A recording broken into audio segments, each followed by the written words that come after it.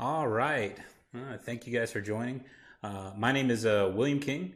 I will be your presenter today on behalf of TB Consulting's live stream services today. The presentation I'm going to be doing is, are you getting the most out of your Nutanix investment? We gave this presentation, this talk at .next a couple weeks ago. And if you were unfortunate and unable to attend, we'd like to just redo the presentation that we had there. So real quickly, just going to go through just a little bit about the company itself.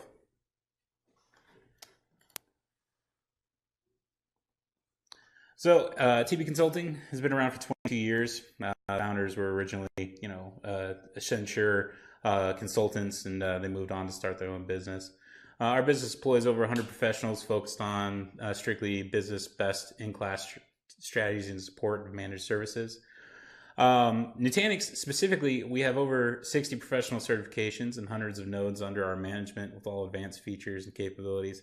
A lot of this stuff is, marketing gimmicks and stuff like that. So I'm not going to go into too much detail on these slides here, but you can get the gist.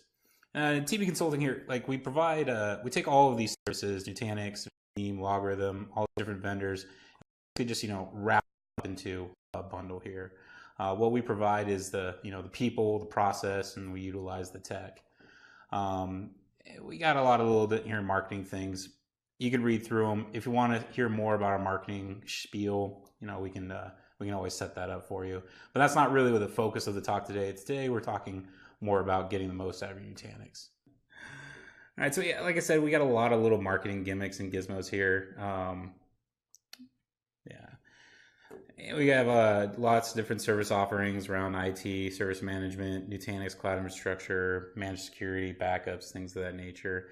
And then the idea is that, we try to work and build your business, towards the higher end. But really today, what we're going to focus on is Nutanix. So as far as Nutanix goes, before I get started and go too far into here, I just want to state that this stuff is meant to be sort of like a high-level overview. It's not meant to be anything super groundbreaking. These are just issues and pitfalls that our clients have experienced when first purchasing a Nutanix, and things that you need to consider as you're managing and maintaining your Nutanix infrastructure. And so these are just service.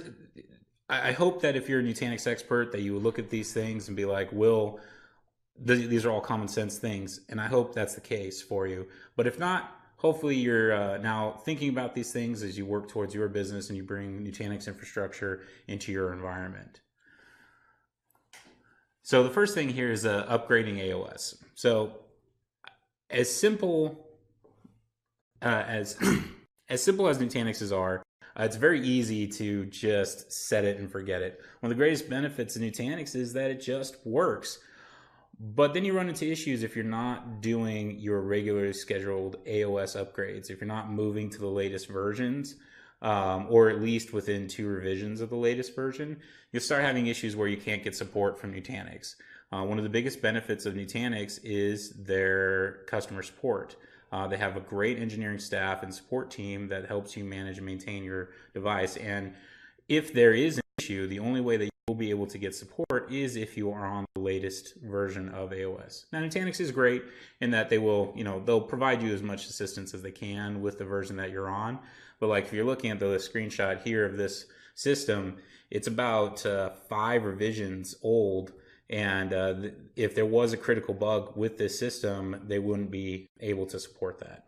So making sure that you get into that regular scheduled maintenance cadence of upgrading AOS and providing those services is key.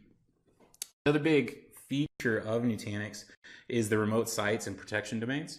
It's a free feature that's added into your Nutanix, the ability to set up offsite DR replication with another Nutanix cluster. Additionally, the remote sites and protection domain services can sort of act like a backup service, although it's not exactly recommended. One of the key things here is making sure that you properly configure your remote sites and your replication targets. Nutanix storage is expensive, And using your replication services as your only means of backup is not exactly recommended. However, it is great for rapid recovery DR events. So the ability to take your Nutanix and replicate your data from one site to a remote site in a different state and quickly restore and fail over is essential. When you're doing this, when you're setting up your remote sites and your protection domains, remember that you need to set up one-to-one storage mappings. That is a common gotcha that we see, is that your storage containers that you've designed and configured on your Nutanix cluster do not exactly match the remote site, and that you need to have enough storage in both sites in order to handle the nightly snapshots and things of that nature. And make sure that when you properly configure your snapshots that you're really going through your schedule and you're really evaluating how much storage you're going to be taking. If you're going to be doing hourly snapshots and you're going to be storing them for a long period of time, you could quickly use your available storage on your Nutanix cluster. So really just making sure you have that DR set up is key. Like I said, with the protection domains, they're not really intended to be backups. So one of the big things with a Nutanix cluster, one of the big gotchas is people not, because Nutanixes work and they work really well, sometimes people forget that you still need to back up your VMs, you still need to back up your data. A Nutanix can't really protect you from your end user, so you need backup services that will function with your Nutanix. There's several offerings, but we particularly enjoy Veeam. Don't just rely on your protection domains. Always make sure that you're splitting your protection between regular backups and your replication services. This helps for your storage costs because you can use cheaper storage for your backups, and it also helps you to protect yourself against those end users if you need to do those restorations. And it's really, like I said, it's part of a well-balanced recovery solution. And with Veeam now, they actually support AHV, so you can use Veeam to help back up your legacy infrastructure, your 3-tier infrastructure, and your Nutanix infrastructure without having to use multiple backup solutions. Another thing is the storage configuration. I'm harping on Nutanix's storage being expensive, but it really is. That little graphic there at the bottom on the front of your Nutanix dashboard is very inaccurate. I could harp for days on that, but I'm not going to.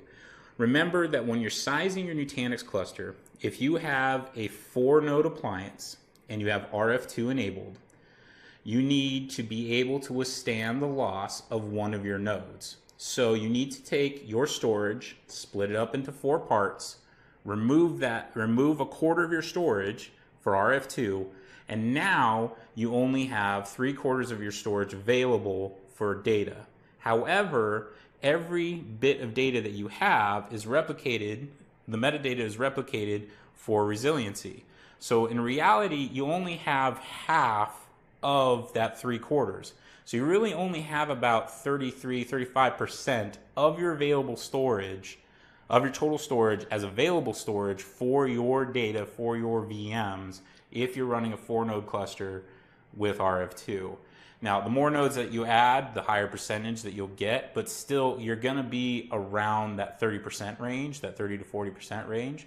So making sure that you properly configure your storage containers to take full advantage of that is essential. Now, luckily, Nutanix has a lot of tools built into it, such as erasure coding and compression, that you can turn on to help reduce the overall storage. But they're not a one solution that fixes all. If you have data that has high levels of read and write, such as a SQL database server or anything of that nature, enabling erasure coding can actually hurt your performance and cause issues with your storage container. So you need to make sure that you're properly configuring your storage containers for the right applications. If you have applications that don't have a lot of writing, then you can put those off in one storage container, enable erasure coding and caching, so that way it reduces the overall data required on your disk. And then the other thing is making sure that your SQL servers are on their own storage containers. Now, one thing that I like to do as a managed service provider is I actually like to make sure that my disks are thick provisioned. Nutanix says you don't need to do this, which is true. There is no performance benefits of running thick disk on a Nutanix cluster, but there is a sort of an auditing benefit of still running thick disk. And if you have a lot of different departments that have committed resources, running the thick disk allows you to properly budget your storage for your Nutanix cluster. So you don't need to do it, but not every solution fits everybody, but certain things will help you, and as long as you're thinking about them, they can make sure that you're getting the most out of your Nutanix. Asset management is another big thing. I don't know how many,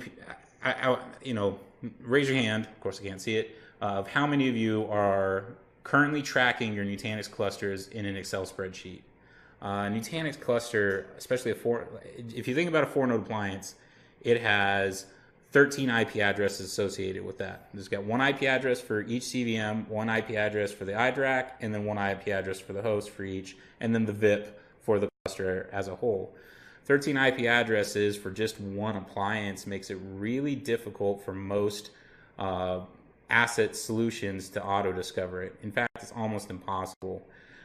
Consulting is partnered with ServiceNow, and one of the issues that we had is when we were trying to track all of our assets in ServiceNow is that we couldn't properly identify or discover the Nutanix. And I don't know if you've ever had to do it, but it is a very uncomfortable conversation when you have to tell your CEO that you have no idea where your $200,000 Nutanix appliance went. So making sure that you track your blocks and know where they're located is usually required for auditing. For if you have any compliance or regulatory restrictions, you need to make sure that you can maintain this for security and just for budgetary purposes and just tracking in general. So making sure that you have a proper solution and that you're thinking about how you're going to track your Nutanix clusters is very important. Now, one of the things, slight little sales pitch that we have is we actually developed a little product and plugin called NX Fusion. This allows us to track a Nutanix, to use ServiceNow's auto discovery to properly categorize Nutanix and add it into the asset management and CMDB of ServiceNow and fully integrating the cluster. So I'm going to show you a quick little video real fast of just sort of what gets built out of our NX Fusion. So here you have the cluster view, and it goes through, and then you can drill down into the specific node, see all of the network devices, all the aspects of the device configured, and then you can drill down a little bit further and see even more information. So this is something we had to develop for ourselves in order to manage our own Nutanixes, because we were in that place of having to track them in Excel spreadsheet, and we just wanted to make sure that we had something to make this, more ITIL friendly. And so as you're going through and managing your Nutanix and buying Nutanix infrastructure, make sure that you're considering these things. Another big thing is monitoring. Nutanix has some amazing alerting capabilities built into it. However, they can be very noisy. And some of the alerts don't necessarily match up with how I personally would perceive the alerts, and I'm sure that a lot of you are going to have the same issues. For example, Nutanix sees a single node failing as a warning. And I don't know about you, but if I have one of my nodes fail, that's a critical alert no matter what.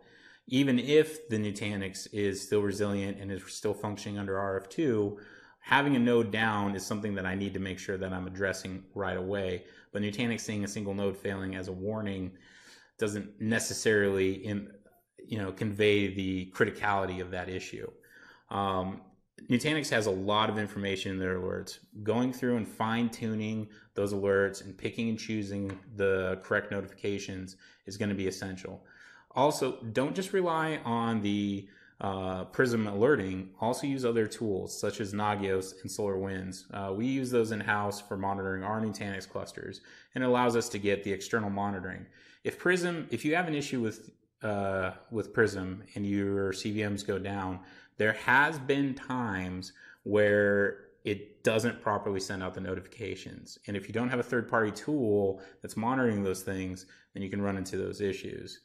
And also, again, I can't stress it enough, make sure you're filtering those alerts, because you do not want to cause alert blindness. If you just enable all of the default alerts in Prism, you will be spammed with a lot of things that are just erroneous. You want to make sure that you cut those out so that way you're getting those essential alerts to yourself. And also make sure that you are enabling the pulse. Now, a lot of this stuff, folks, I mean, they're in the best practice guides. Read those guides. Go to the Nutanix portal. See how it is. Read the guide on setting up AHV. Read the guide on setting up ESX. There's a lot of information out there in the Nutanix support portal. You can go and read the Nutanix Bible. These documents are essential for making sure that you've properly configured your environment. There's lots of different settings in there, and we often forget with how easy Nutanix is to use and the versatility of the product. There's a lot of little gotchas there, and these guides, they really help show you that information and go through, and you can figure out the best practices for you and your environment. All right, well, I think that's all I have for you guys. Normally we'd go through some Nutanix case studies at this time, but we're not going to do that today. So if you have any questions, feel free to hit us up, post any comments. If you got an invite through your email for this, please reply back with any questions, and we'll get back to you. And I hope you have a good day.